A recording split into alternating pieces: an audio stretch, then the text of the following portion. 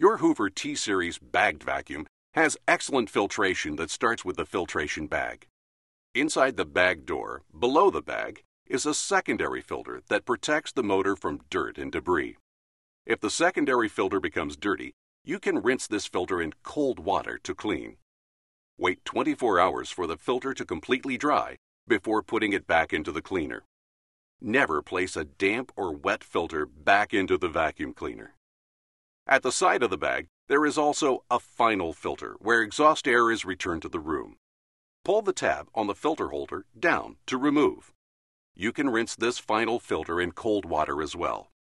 Once the filter is completely dry, you can place it back into the filter holder and push the holder back into the cleaner. Remember, never put a damp or wet filter inside your vacuum cleaner.